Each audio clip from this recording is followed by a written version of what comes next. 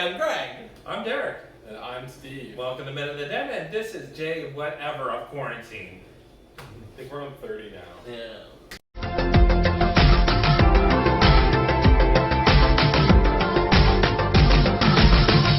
Hi everyone, welcome to another week here on the Den. So, Steve and I are officially at 1 month quarantine, day 30 oh my for God, us. it's our quarterversary. Quarterversary. I'm at 2 weeks. Yeah. He's starting to go crazy now, though, to be fair. I am. But he's cooking lots of good food, so. Yeah, so I'm just taking my insanity and putting it into food that they are finding delicious. Yes. The slow-acting poison will probably kick in tomorrow. Release me from the quarantine. He put the coronavirus in the cheesecake. Not coronavirus, slow-acting poison. Oh, okay. Yeah. Maybe you could do a slideshow of the photos of the food you took this weekend. I will include each of these things that I made along the bottom of the screen right now, including the dish that Steve made. I made food. Yes. Kimchi fried rice with shrimp curry. It was good. It was tasty. I wouldn't eat it because I'd have shrimp in it. But And kimchi. And kimchi, because I don't eat spicy I'm or gonna shrimp. test. It was good. It was There you good. go. Yeah. I mean, what did I have for lunch when you guys were eating that? Hot dogs. Oh yeah, Eggs and bacon. I had hot dogs, bacon, and eggs. I was going low carb for lunch. Yeah. Yes. But anyway, so what did we say? Oh, we're gonna talk about Canadian TV as per former Den member and Tom Goss poster boy Will Smith. Yeah, so he was talking to me today about Schitt's Creek, and that show just ended their 5-season run, and it's really starting to make their way through the States right now Yeah. through Netflix. So we figure, why not give some other recommendations that can also be found on Netflix that are Canadian? Well, I Check out think some of our favorite Canadian TV shows. I think it's important to kind of understand that Canadian TV has always had a bit of a slow reaction from the people in the US. It usually has to have a few seasons. The biggest one, and believe it or not, that hit big in the States, and it hit way after it was off the air, was Degrassi Junior High. Oh, right. So yeah. in the so it was in I believe it was in the early '90s when it started to take off in the U.S. and it was already off the air in Canada. So Degrassi Junior High, it was huge. And actually, you should put the picture of us with Degrassi. I already was thinking about the editing in my head, and the theme song, and now. Wake up in the morning feeling shiny and needy. I gotta go to school. There you go, perfect. All right. So and it actually led to the reworking of the newer Degrassi shows that came afterwards. That started Drake's career. Yes, Started the Drake. season that started Drake's career, actually. Yeah. Yes, with Spike and Snake's daughter. But it's just funny because, like, we talked to Degrassi, and we've talked to Spencer about this. Spencer was watching Degrassi when it was on, and he's in Australia. Yes. Yeah.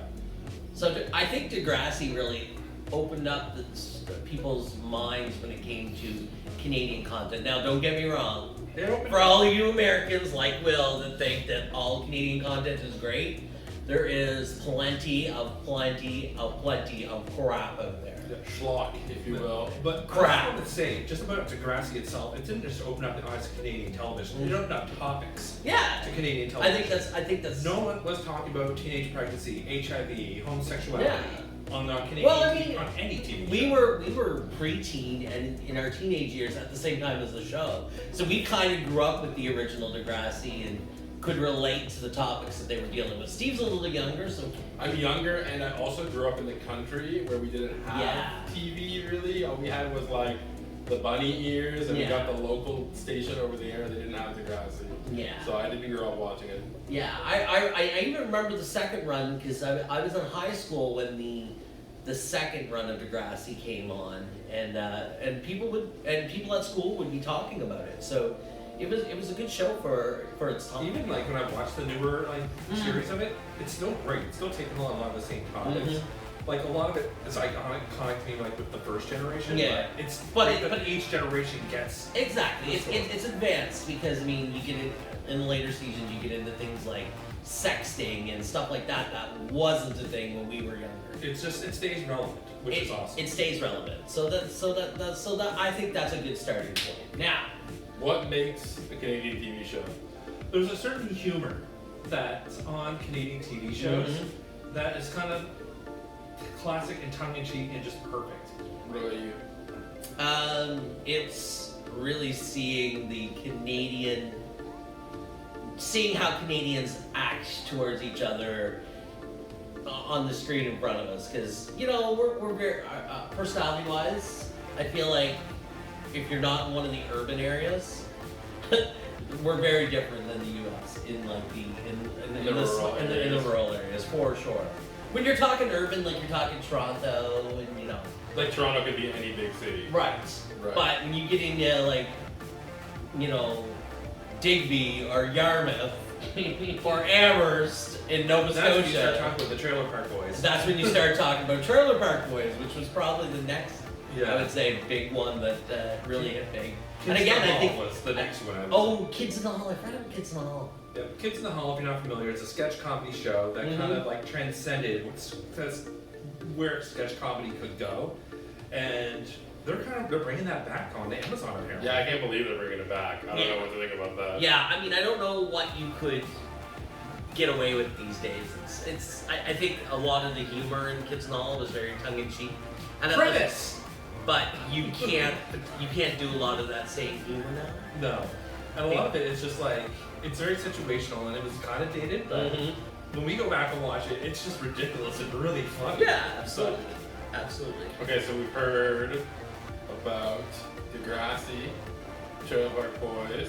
Well, why don't you go more to Trailer Park Boys, because I think out of the three of us. Oh yeah, so I was teasing Greg earlier because he never liked Trailer Park Boys. And I think because he grew up in a trailer park in Nova Scotia, so it wasn't funny to him. It was just real life. Till I was a teenager, I lived in a trailer park with my family. So maybe he's right. Maybe that show was a little too on the nose for me. One of my coworkers also grew up in a trailer park in Nova Scotia, and he said he lived near the trailer park where they filmed Trailer Park Boys at, and that was the nice trailer park. My aunt lived in that trailer park, and her boyfriend got attacked and bashed over the head with a hammer. The nice trailer park. in the Trailer Park Boys area. Oh my goodness. Yeah. So it started out as like a mockumentary of this guy wanting to make a film about his life in the trailer park, and then it just sort of evolved into this ridiculous like saga of drunk high people running around doing criminal acts. It was a pretty funny show. It's really It's funny. like- There's some characters. I'm not a fan. Yeah. I don't know. I've met a few of the people who've been on the show. Like, Ellen Page started on that show. It's true. Right. But then I met Bubbles in person many times. I met Julian in person many times living in Halifax. And it's just really just part of the culture there. Okay, I'm gonna throw in my favorite Canadian TV show growing up that I can remember was a cartoon called Reboot. I Was forgot that that was Canadian? Canadian. That was Canadian. Wow, I did not know that. So, Yeah. not to be confused with the shitty remake that is now on Netflix. The There's a OG. shitty remake? What? There's a remake? Yes, they made Netflix remade Reboot into a live action. Would you say they rebooted it? And it's shit. I Comparatively. got blown away by Reboot. Oh Yeah, yeah, I mean, it was like one of the first computer animated Yeah. TV shows. And if you liked video games, you kind of got into it because that I was was a nerdy that was kid. the kind of the premise to fight the user. They had to enter video games and win them. basically in every episode. Although why the computer was fighting the user, I have no idea. I don't know. Hexadecimal used to scare the shit out Yeah, of me. Hexadecimal was a creepy villain. Yeah, it's a good But- show. If we're gonna go animated, You know other Canadian animated shows? oh, there is another Canadian animated show, Raccoons. I thought you were gonna say Smoggies, but anyway, No, we'll go to Smoggies. Smoggies too. But did Raccoons have as big a following in the U.S. though? I think it did. I think Run With Us is just such a big hit. Yeah. But Oh yeah, I mean Raccoons and Lisa Lougheed and Yeah. Run With Us, yeah, of course. But Raccoons, yeah, I mean, and along the same lines, I mean there was the Smoggies. every afternoon at like 2 or 3, whenever I got home from school, the Smoggies was on. teaching like the early '90s lessons of environmentalism. Yeah. Yeah. Not to the same extent that probably Captain Planet did, but Yeah. I feel like we just all forgot about those environmentalism lessons. it's Yeah. so It was true. big in the 90s and then Captain just Planet, disappeared. Bird Gully, the Yeah. smog. Well, that's because our fucking landfills have no place to put the fucking recycling. What the fuck do you do? We need you, Captain Planet. That's right. We do need Captain Planet needs to come and take care of the recycling. And on an off topic, if coronavirus has taught us anything, we could be doing better with our pollution because the ozone layer is repairing itself while we're out all being self-isolated. So It's a miracle. yeah, like it's the last figure I heard is the ozone layer is as good as it was 10 years ago now. Although there was a new hole that appeared over the North Pole. Oh yeah? Yeah. But it apparently happens every once in a while. Yeah. Yeah. But overall, the ozone layer has repaired itself to 10 years ago numbers, Yeah. which is kind of crazy. But anyway, so. Back on topic. So in the past few years, there's been kind of a resurgence of Canadian TV. Mm-hmm. We're talking about Schitt's Creek, Letterkenny. Letterkenny. So Kim's you're from- Convenience. Kim's Convenience may be less popular in the States, Mhm. It but should be very more good. popular. It's very funny. Yes. So Steve, give the rundown of Letterkenny.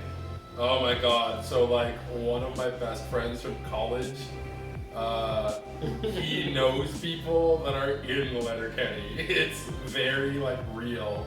It's like I guess set in like very rural southwestern Ontario, and it's a bunch of country hillbillies living in a small town, just dealing with life, and it has lots of, I guess like Canadiana references, things that you would only get. Like you know, getting- talking about Canadian celebrities and stuff. Getting like that. drunk, playing cribbage. Yes, playing cribbage and all those weird Canadian. Of course, the local hockey teams. Yes, the Shamrockettes. Shamrockettes. I think one of my favorite scenes is Letterkenny when they're having a discussion around the table and camera pans each one and they're each referencing a famous Canadian song. And it's just all going into the same story. Yeah. Yes. They pull that a lot where it's just. The one where they go to Quebec. You want to say about that? Well, you talk about this thing. Well, you want to know. You know TD Bank. TD Bank? TD Bank? TD Bank. TD Bank. TD Bank. TD Bank? TD Bank? Oh my TD Bank. god. Yeah, it's a good show. It's the most Ontario show out there. It really is. So I wouldn't have understand the humor until I moved to Ontario. Now I understand it. Coming into more downtown Toronto, you got Kim's Convenience. Yes. Which is a real place.